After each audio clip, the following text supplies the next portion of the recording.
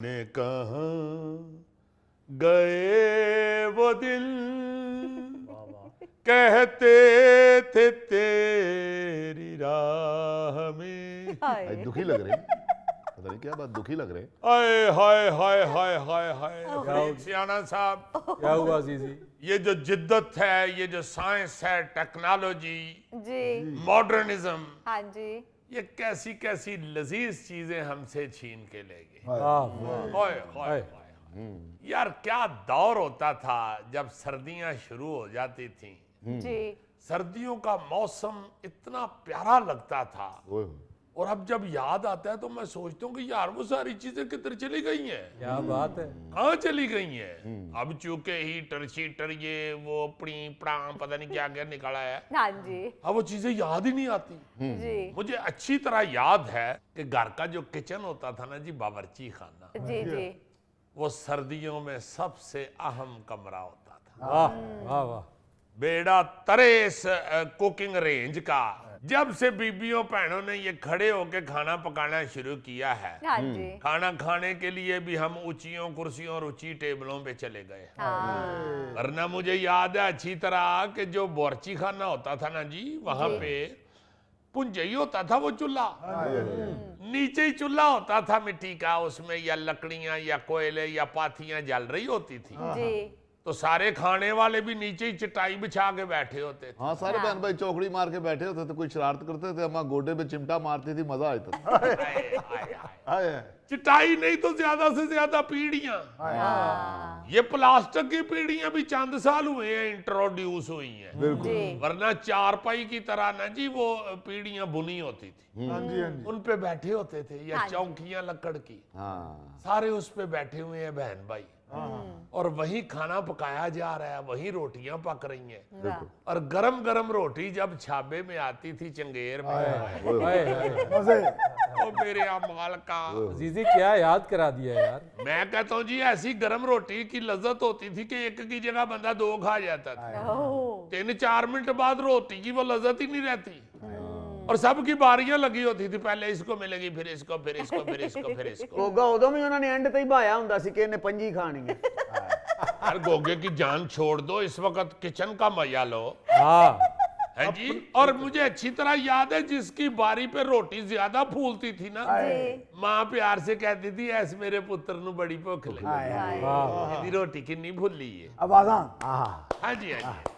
वे पप्पू नु उठावे भूखा ना रह जाए। आहो, ऊंची ऊंची आवाजें आ रही होती थी, और फिर ये होता था कि ये जो सर्दियों में दिन छोटे हो जाते हैं, इसका एहसास भी उसी वक्त होता था, अब तो पता ही नहीं चलता। नहीं, अब नहीं पता तो कमरों में घुसे हुए हैं सारे अपने अपने। हाँ जी, उस वक्त बाकायदा ये होता था कि दिन छोटा हो जाता था, अंधेरा जल्दी हो जाता था, तो मगरिब के फौरन बाद खाना खा लिया जाता, और फिर खाना खाने के बाद ना जी उस निगे कमरे में, आई मीन किचन में, जी, इशा तक बैठे रहते थे। हाँ। उसका सबसे बड़ा जो फायदा मुझे याद आता है, जिस चीज को मैं मिस करता हूँ, जी, ओए, जी। ओए, ओए, एक दूसरे के दुख सुख, हाँ, एक दूसरे की प्रॉब्लम्स का पता चलता था, हाँ जी, एक दूसरे के साथ मोहब्बत बढ़ती थी, वहीं बैठ के सारे गप्पे मारते थे, और फिर इशा का टाइम होना जी, तो माँ ने वही चूल्हा या अंगीठी जो है उसी की आग या उसी को उठा के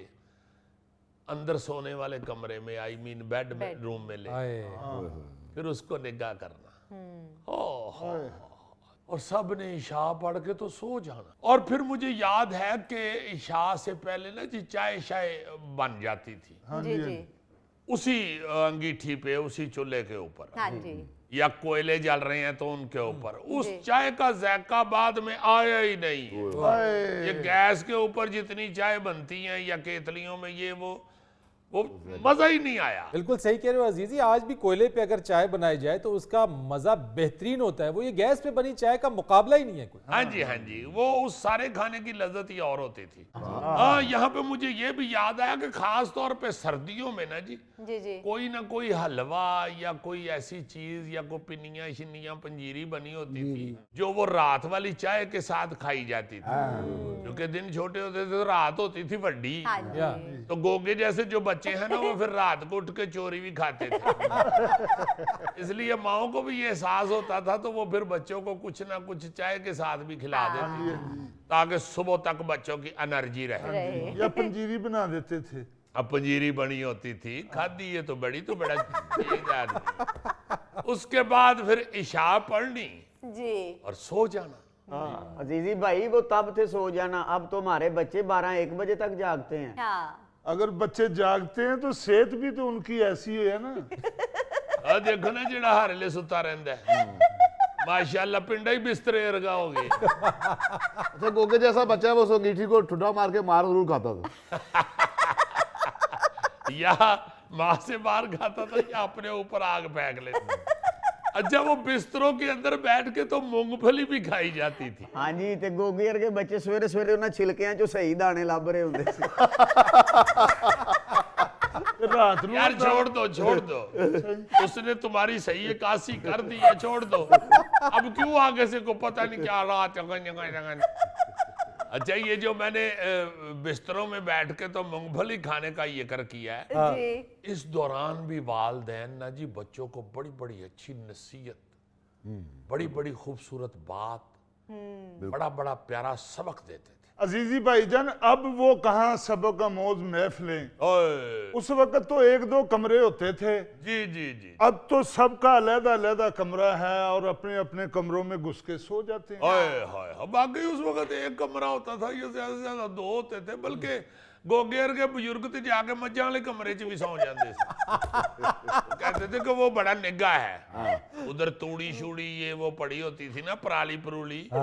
यार ईमान से मैंने खुद गांव में देखा हुआ है कि पराली बिछा के सो जाते हाँ जी, और वो पराली बड़ी निग्गी होती थी। हाँ जी, जो होता है ना जी, वो येलो कलर का सूखा हुआ चारा, वो पराली आपको शायद आपने देखी हो, आप ये बाउ टैप आदमी है। अजीजी देखिए मैंने वो पराली। अच्छा जी, अमेरिका में भी पराली होती है।